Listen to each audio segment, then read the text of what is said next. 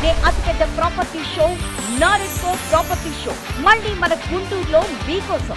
విజయవాడ, గుంటూరు పరిసర ప్రాంతాల్లో మీ అవసరాలకు అనుగుణంగా అపురూపమైన అపార్ట్మెంట్లు, villas, independent houses, open plots కోసం జనవరి 10, 11, 12 తేదీల్లో చేబ్రోలు హనుమయ్య కంపెనీ, బృందావన్ గార్డెన్స్, గుంటూరులో జరగనున్న నారెడ్కో ప్రాపర్టీ షోకి విచ్చేయండి. ప్రతిరోజు లక్కీ డ్రాలో అద్భుతమైన బహుమతులు గెలుచుకోండి. ప్రవేశం ఉచితం.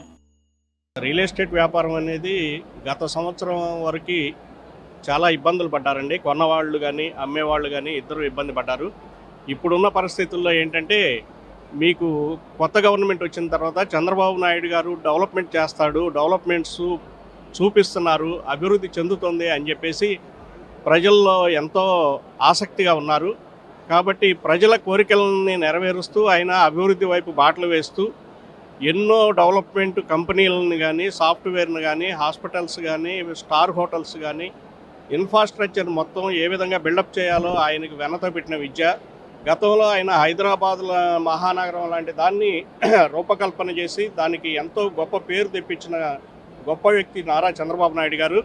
కాబట్టి ప్రజలు ఆయన్ని నమ్మి ఆయన కోసం ఎదురు చూసి ఆయన్ని ఎన్నుకున్నారు. కాబట్టి ఆయన మీద ఎంతో ఆశతోటి ఇవాళ రోజున డెవలప్మెంట్స్ అమరావతిలో శరవేగంగా మొదలైనవి.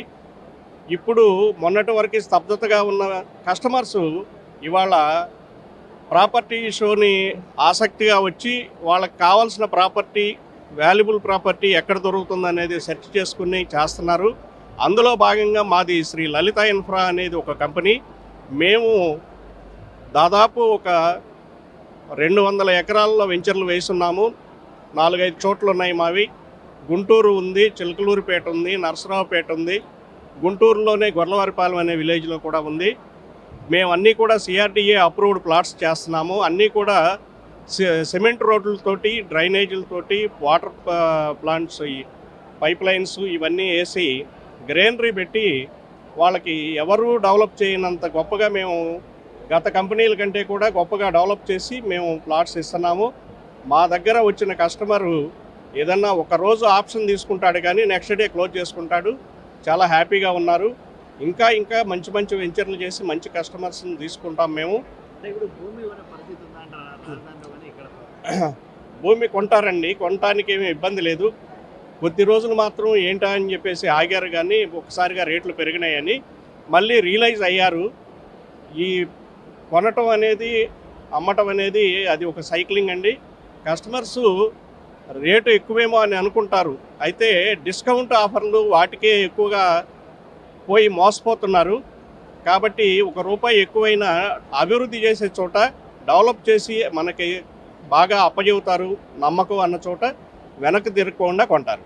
సో అటు చెన్నై కానీ, బెంగళూరు కానీ, హైదరాబాద్ కానీ వీటితో పోల్చుకుంటే అమరావతి, గుంటూరు ఇప్పుడే అభివృద్ధి చెందిన రాష్ట్రంగా ఉంది. సో దీనికి ఏం చెప్తారు మీరు రియల్ ఎస్టేట్ రంగంలో? మొన్నటి వరకు కూడా ఆంధ్రప్రదేశ్లో ప్రభుత్వం అనుకూలంగా లేకపోయిన పరిస్థితుల్లో ప్రజలు, ఇన్వెస్టర్లు అందరూ కూడా హైదరాబాద్, తెలంగాణకి, ఇటు చెన్నైకి, బెంగళూరుకి అటు చూశారండి.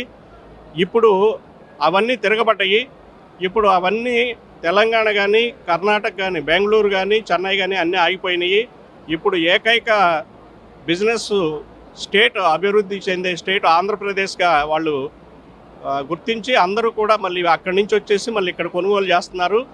పెద్ద పెద్ద బడా బిల్డర్లు కానీ, ఇన్వెస్టర్లు కానీ అందరూ అమరావతికే మొగ్గు చూపారండి. సో నిన్న చంద్రబాబు మాట్లాడుతూ చాలా వరకు సవరణలు చేశారు రియల్ ఎస్టేట్ రంగానికి సంబంధించి. సో ప్రభుత్వం ఏం చెప్తారు తెలుసుకుని, సో మీరు కూడా ఏం చెప్తారు?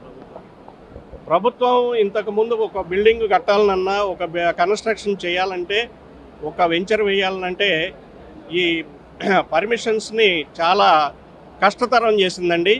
వాటన్నిటినీ ప్రభుత్వం ఇవాళ సులభతరం చేసింది. ఏ విధంగా చేసిందంటే ఒక రెవెన్యూ సెక్షన్ కానీ, మైనింగ్ సెక్షన్ కానీ, ఒక రైల్వే వాళ్ళు కానీ, మున్సిపల్ వాళ్ళు కానీ ఇలాంటి వాళ్ళందరితో కలిపి ఒక పర్మిషన్ రావాల్సి ఉంటుంది. వీళ్ళందరి దగ్గరికి తిరగటానికి ఒక 6 నెలలు, సంవత్సర కాలం పట్టేదాన్ని ఇప్పుడు ప్రజెంట్ ప్రభుత్వం ఏం చేసిందంటే, ఉన్న తెలుగుదేశం ప్రభుత్వం ఒకే చోట ఫీజులు కట్టేస్తే ఆ ఫీజులు అక్కడి నుంచి ఛానల్స్ దేనికి వెళ్ళాల్సిన దానికి సెగ్రిగేట్ అయిపోయి వెళ్ళిపోతాయి. మీకు వారం రోజుల్లో పర్మిషన్ వచ్చేస్తుంది. మీరు ఇమీడియట్గా కన్స్ట్రక్షన్ చేసుకోవచ్చు, మీకు టైం డిలే అవ్వదు, మీరు ఇబ్బంది పడాల్సిన పని లేదని చెప్పేసి కొత్త జీవో ఇచ్చిందండి. అది అందరికీ ఆమోదయోగ్యం, చాలామంది ఆనందంగా ఉన్నారు. ఈ పరిస్థితుల్లో ఎక్కువ మంది బిల్డింగ్ కన్స్ట్రక్షన్ వైపు కానీ వెంచర్స్ వైపు కానీ మొగ్గు చూపుతారు.